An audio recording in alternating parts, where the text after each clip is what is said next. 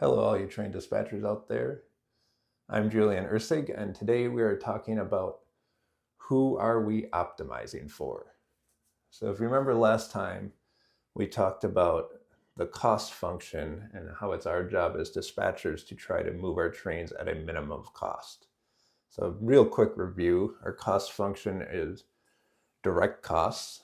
Those are the things that we directly affect, such as like paying for extra crews because we needed a new recruit, things like that.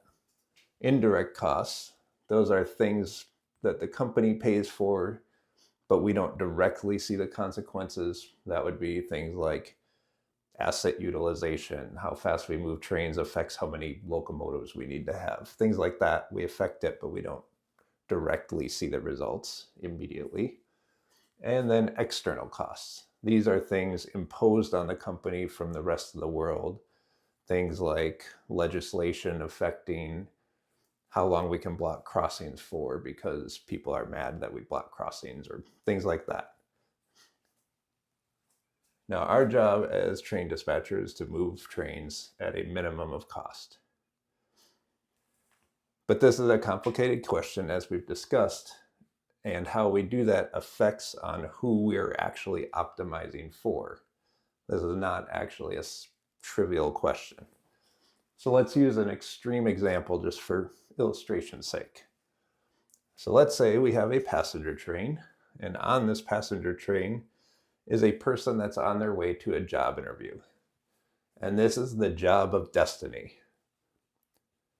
They may not know it, but when they get that job in their new position, they are going to cure cancer. So this is going to be awesome.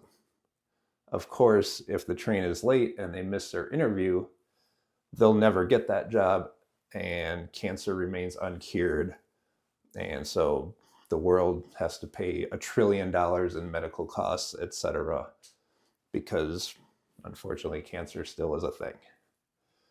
So as a train dispatcher, if we're faced with this problem, what is the optimum solution? Well, it depends. Now, for me and for the world, the optimum solution to this problem is you make sure this train is on time. And when the consequences are $1 trillion, you really make sure this train is on time. To the point of like, well, crap, there's a red signal. We're going to delay this train.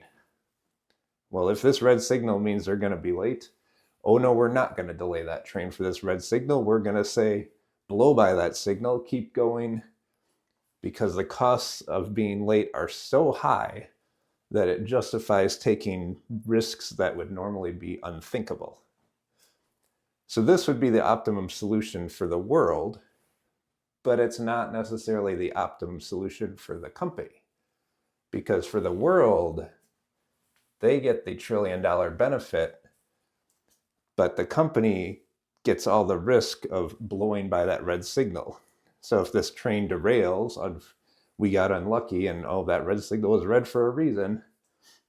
Well, now the company is facing all these liabilities, particularly because we recklessly disregarded safety rules in order to move this train. So this would be a very suboptimum solution from the company's point of view, even though it absolutely would be the thing to do from the world's point of view. So who we decide to optimize for often changes the optimum solution. This is obviously an extreme example, but it affects us in day-to-day life all the time. So for example, in this example, we talked about optimizing for the entire world. But we don't typically tend to do that because generally we're not going to know that we have a passenger that's on their way to cure cancer on one of our trains. If she doesn't know that, we certainly don't know that. And trying to solve for the entire world is a very complicated, big problem. Plus, our company hires us to optimize things for the company, not for the world as a whole. So we typically start considering the problem from the company's point of view, a smaller problem. But even this is a very complicated question because we don't have all the information we need. And if we did have all the information we need, the problem would be so complicated trying to optimize for every car, for every customer, for what's going to happen on the trips for every car, et cetera, that there's no feasible way to solve that problem. So the external and indirect costs of the company often aren't included in our optimizing as a train dispatcher.